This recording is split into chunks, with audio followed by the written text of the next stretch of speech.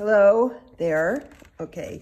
Okay, so I'm going to show you how to do a lemon, wet and wet, and just review some things about wet and wet painting. So I'm just going to, I have my photograph on my computer up here, the photos that I gave you. I'm just going to go over some characteristics of light on form, just to review it so that you know what I was explaining here. Okay, so you have this, the light rays are coming down like this, and what's happened is there's a highlight.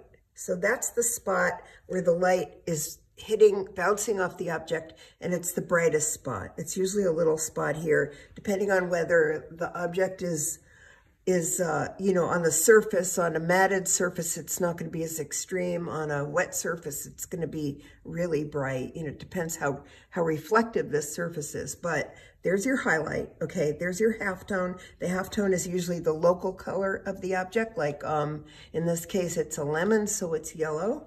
That's where the light rays are shining here. And here's the core shadow. So this is the part of the lemon where the light rays cannot get to because, they're hitting it this way and it's blocked here. And then there's the cast shadow, which is, the lemon blocking the light rays, and then it's causing this cast shadow shape here. And then I talked about reflected light, and actually in this one you can see in this photo that there is some reflected light. Reflected light happens when the light rays bounce off of the surface where the light is shining on it and into the object again. So there's a little bit of reddish down here, but don't worry about that when you're painting this because that's a lot to ask.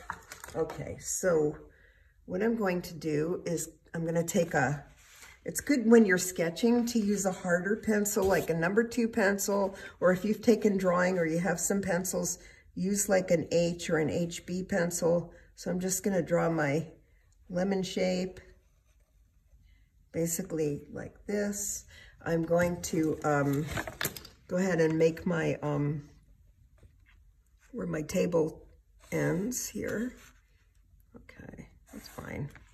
All right, and then I'm going to show you, I'm going to address some issues that sometimes people have with doing wet and wet painting. Okay, so number 1 is how much water do we put on? And I have this paper here as my tester, in case I want to make sure that, especially if you're working in a wet surface and you want it to be darker, you want your paint to be more saturated. So I'm going to get a bunch of yellow paint, and I'm going to go ahead and I'm going to paint this, but I'm not going to paint up to the edge. I'm going to paint almost to the edge. I'm using my bigger brush, okay? Paint almost to the edge.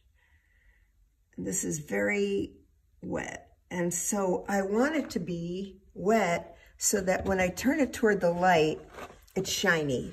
You don't have to have this on an angle. I have it on a slight angle because I have it's resting on my computer, and that's fine too. But I really want this to be wet. So it should be wet enough so that it's shiny, but the water's not dripping out of the object, okay? Well, I'm happy with that. And now I'm going to take my smaller brush, my number 6, and I'm going to go ahead and get some more of that yellow color. And I'm going to carve in the edge right up to the line. Yeah, it's just a fancy watercolor coloring book, really. All right. That will, the water won't go where it's dry, where the paper's dry. There's a lot of water in here. Oh, didn't mean to touch that. But anyway, see? So it's still shiny. The water's moving around pretty good. And then one of the things I could do right off the bat is to do a highlight. So I dipped this brush in water, in clear water. And now I'm gonna really wipe off the excess water, and I'm gonna pull out a highlight, just like that. Do it again. Now, it's interesting with these paints. Some paints are stains, some paints are transparent, and some paints are granular, and that really affects how the washes and how the surface of the paint looks. The yellow goes on quite smoothly, and I think it stains the paper a bit, so it's kind of harder to get pull the paint out, but I did pull it out there. Okay, then I'm gonna go ahead and get some more yellow, and I'm gonna mix it with my cadmium red, see? And I'm gonna look at where the core shadow is, and I'm gonna start to drop the paint in here. Now,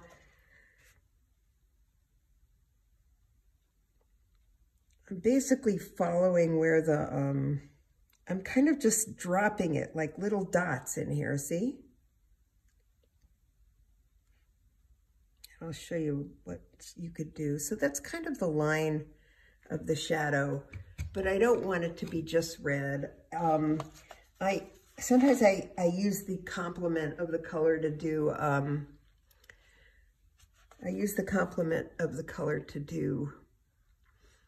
a shadow. So I'm taking some violet that I mixed up and I'm dropping it in here. Now remember, this looks pretty dark and it looks like spots, but it is gonna diffuse.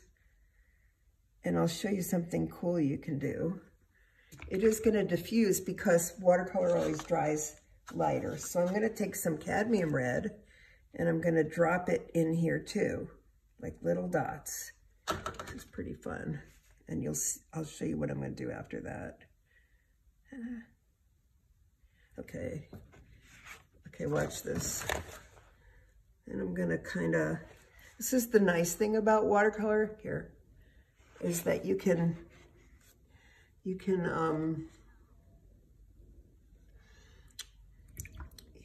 really get it to mix by moving the paper. I'm gonna put in a little bit more yellow in here while it's wet. I'm also gonna show you something.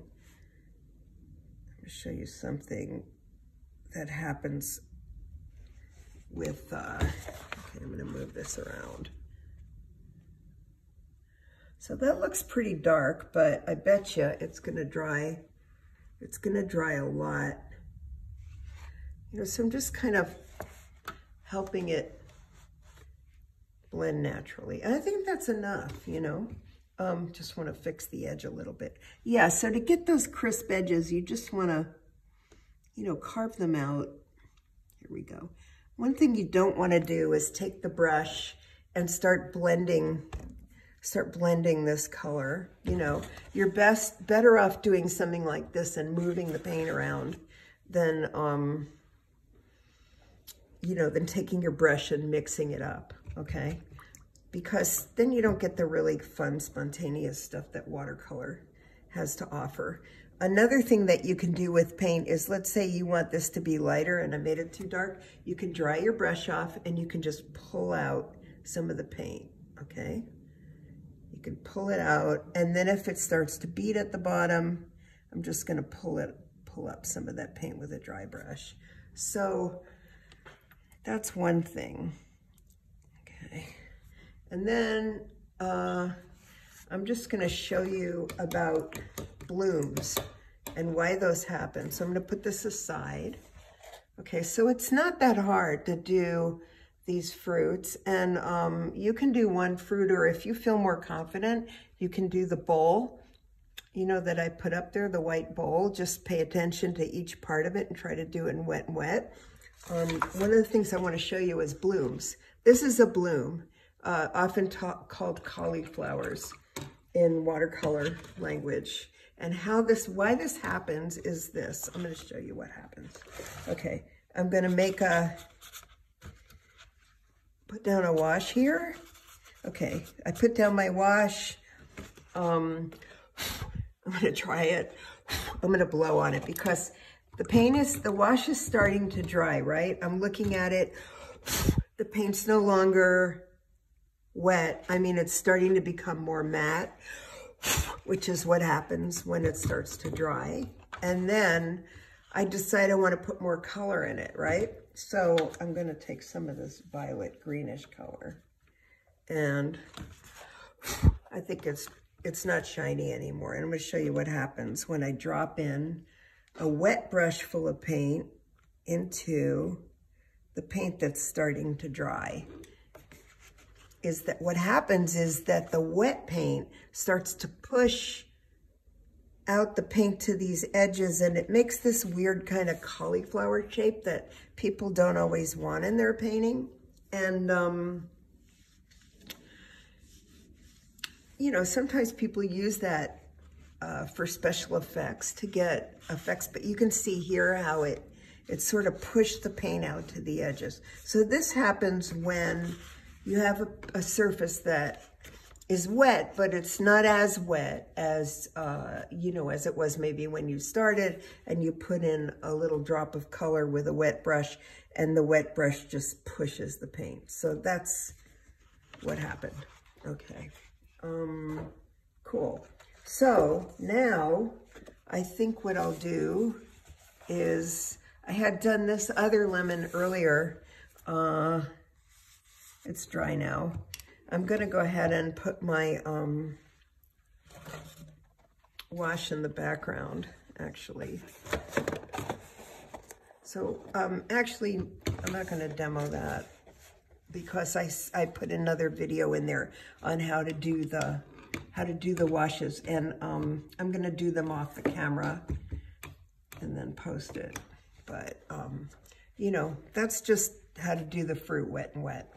And okay, I hope that helps. Okay, bye.